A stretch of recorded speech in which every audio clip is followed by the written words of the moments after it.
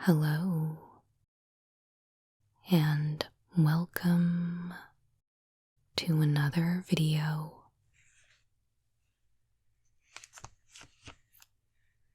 Today, I am back with my last few packs from Outlaws of Thunder Junction.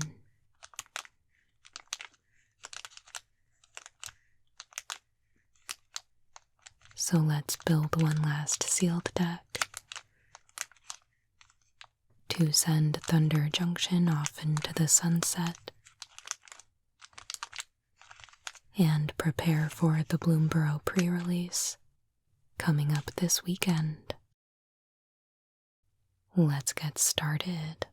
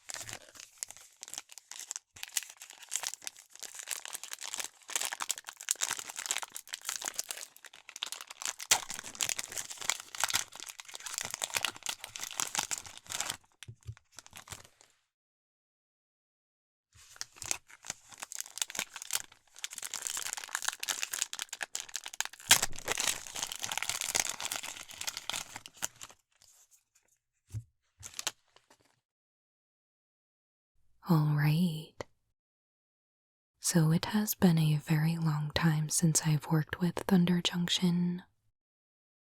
We've been all about Modern Horizons 3 basically since it came out. So we'll see how much I've retained over the past few months, and hopefully I can build a serviceable deck here.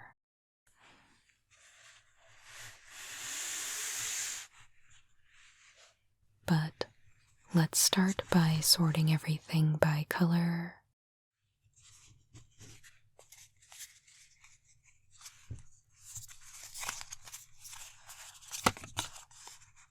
A nice little art card.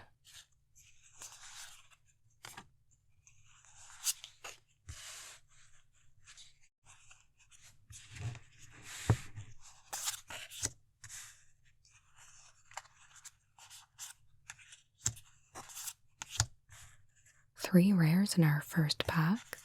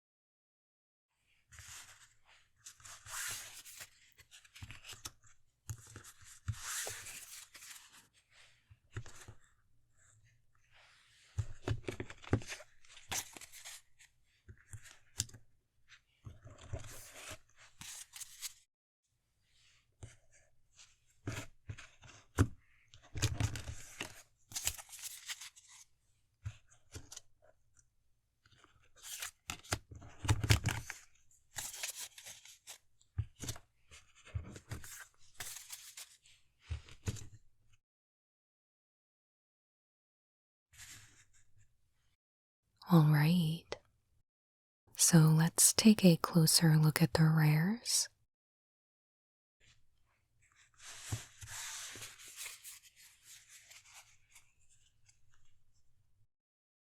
So, Annie Joins Up is a 4-mana legendary enchantment. When it enters the battlefield, it deals 5 damage to target creature or planeswalker. And then if a triggered ability of a legendary creature you control triggers, that ability triggers an additional time.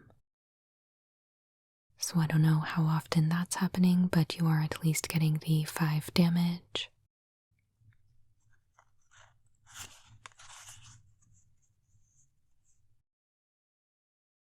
Malcolm is a 2-mana 2/2 creature with flying and haste. Whenever you cast your second spell each turn, investigate.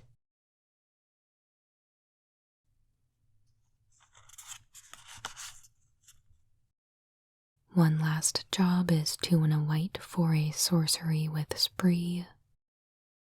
For 2 more mana, you can return target creature card from your graveyard to the battlefield. For an additional 1, you can return target mount or vehicle card from your graveyard to the battlefield. And for 1 more, you can return target aura or equipment card from your graveyard to the battlefield attached to a creature you control.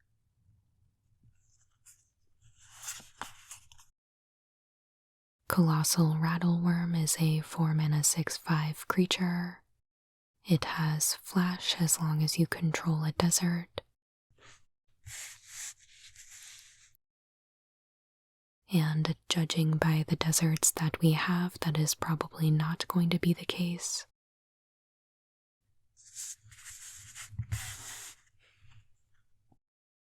But it has trample, and 1 in a green, exile Colossal Rattleworm from your graveyard, and you can search your library for a desert to put onto the battlefield tapped.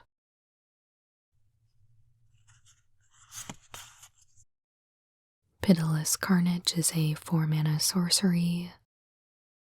Sacrifice any number of permanents you control and then draw that many cards. And it has plot.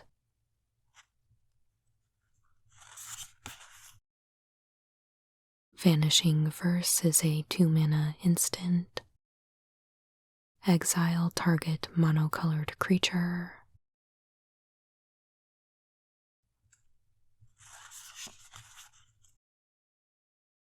Selvala is a 4-mana 4/5 creature with vigilance. Whenever you cast a creature spell, create a mercenary token. Tap and choose a color. Add 1 mana of that color for each different power among creatures you control.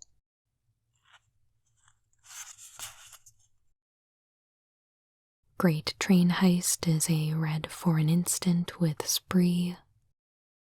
For 2 and a red more, you untap all creatures you control and get an additional combat phase. For 2 more mana, creatures you control get +1/+0 and gain first strike until end of turn. And for a red, whenever a creature deals combat damage to your opponent, you create a tapped treasure token.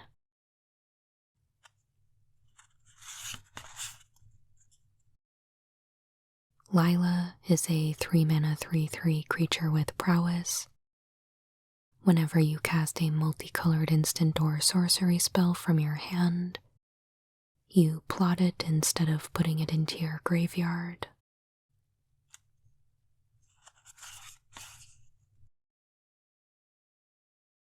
Satoru is a 2-mana 2/3 creature with menace.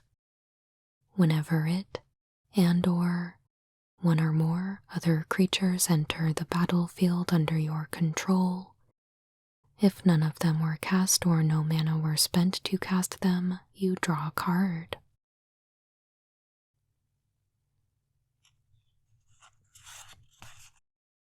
Bedevil is a 3-mana instant.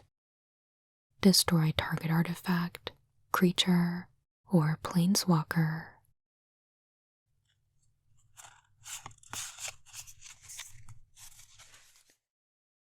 So I want to get a better idea of what the color distribution of our rares actually looks like. I noticed a lot of blue-red in there, and then it looked like maybe there was a bit of Abzan going on.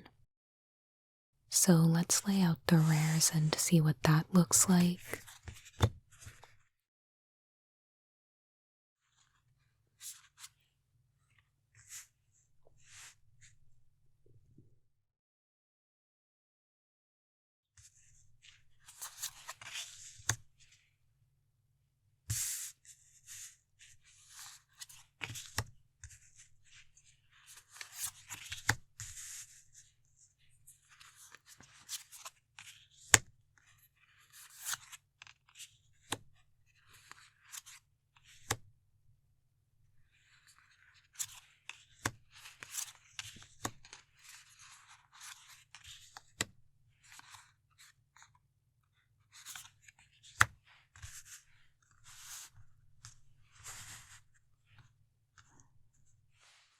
So we've got some Izzet cards here. I left this one in the middle because I thought it might go Jeskai or Abzan. We've got our Abzan cards. And then we've got our misfits here with Nea, Dimir, and Rakdos. Although I think there is potential to go Nea. And maybe it is our deepest color selection.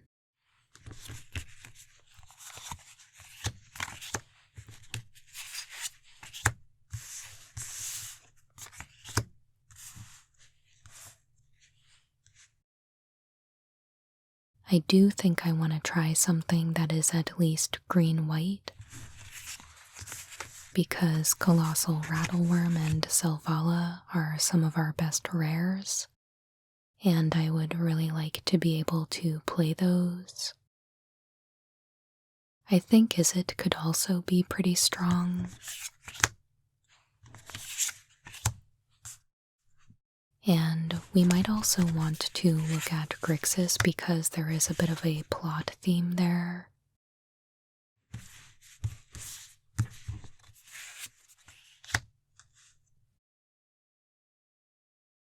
But I will let the commons and uncommons ultimately decide the direction that we go, because those are going to make up a majority of the cards in our deck. And we need to consider everything that we have to work with. So let's go ahead and take a look through all of our piles, and we can go from there.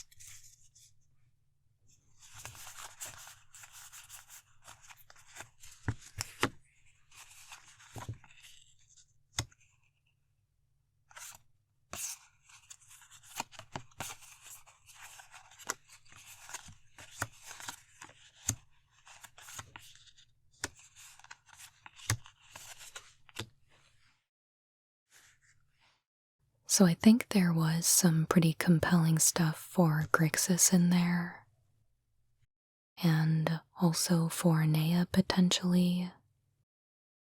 We've also got a lot for Jeskai if we want to think about that.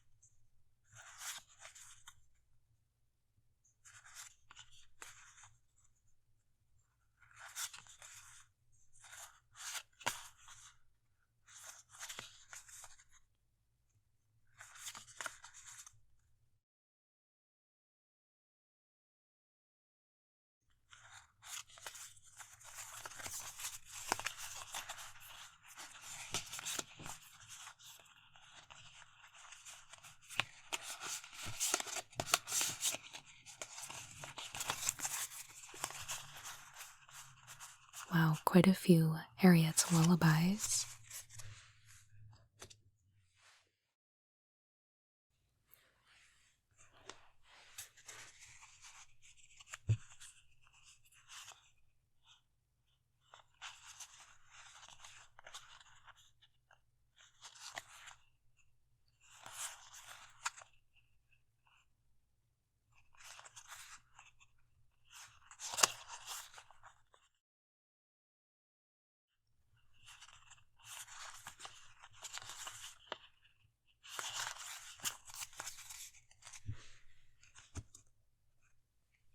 So I don't think there's anything too exciting in the blue.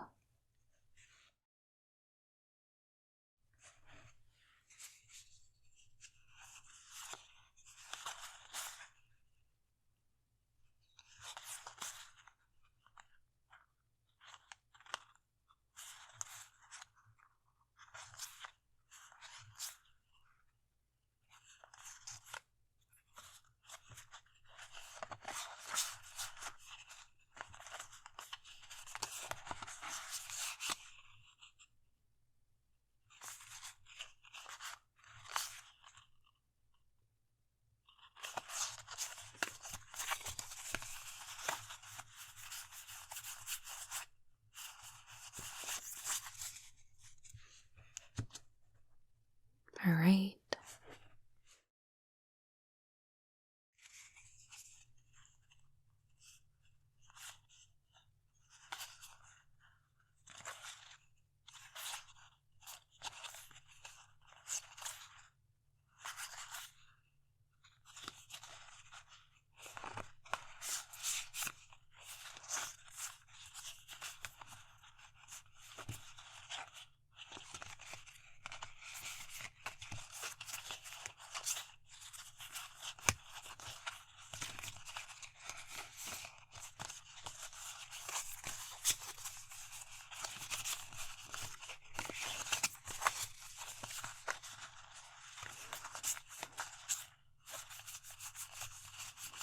Yeah, there's some decent stuff in red, I think.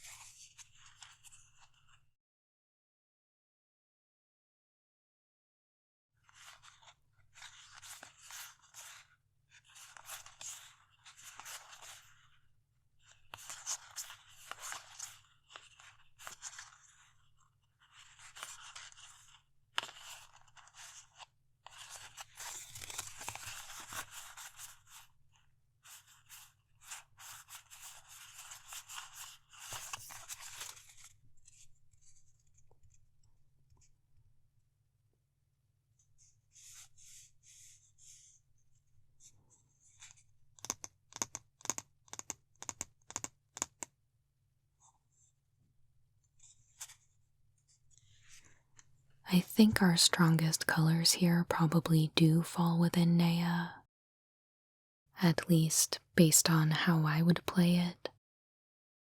and white might honestly be the smallest segment of that. But I'm feeling like I really want to build green red and add in a little bit of white and see what that looks like.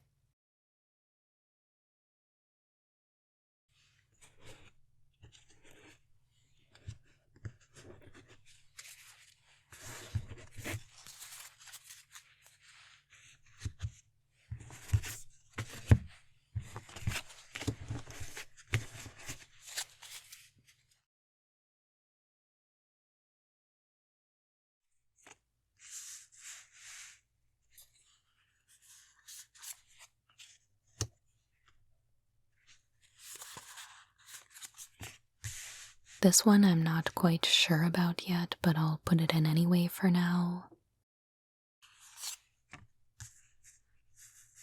We do at least have a target for that second Annie joins up ability, though I wouldn't really count on this happening for us.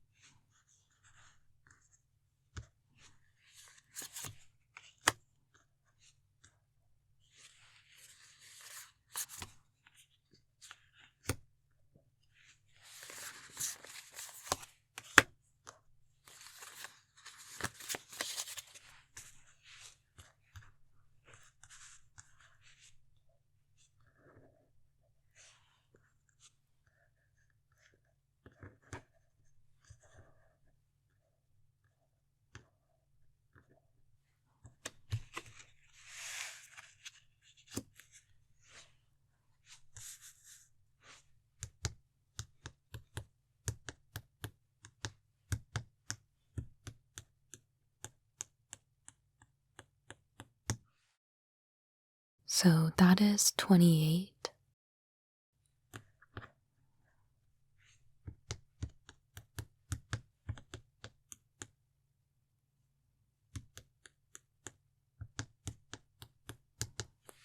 And 13 of them are creatures.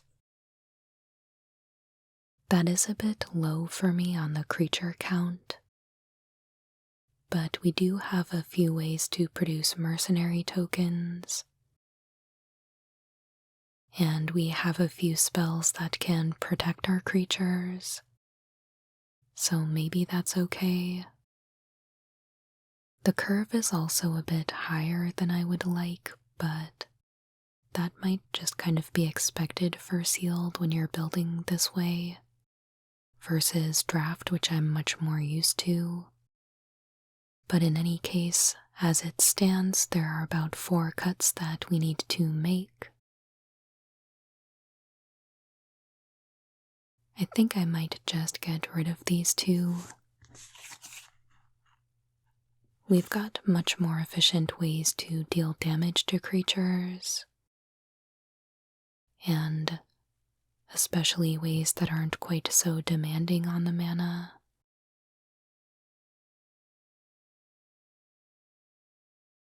Um,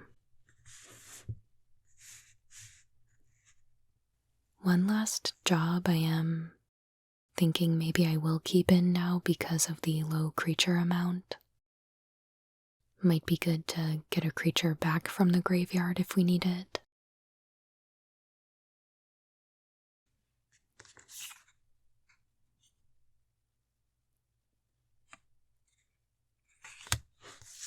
Trickshot is pretty expensive. Scorching Shot is so much cheaper, and for Thunder Salvo, we definitely want to be casting more than one spell per turn.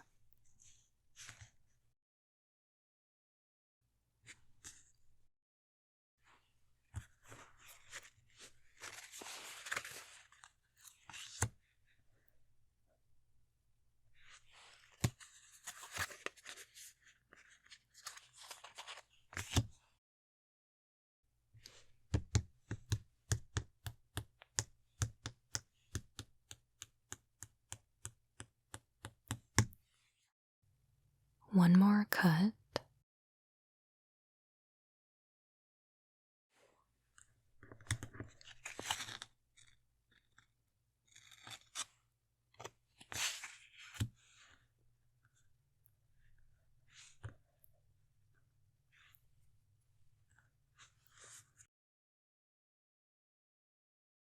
I guess maybe Explosive Derailment. So yeah, I guess this is my deck here.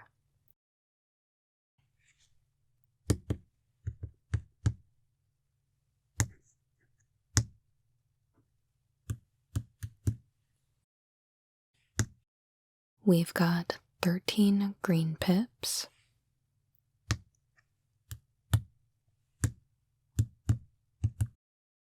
8 red,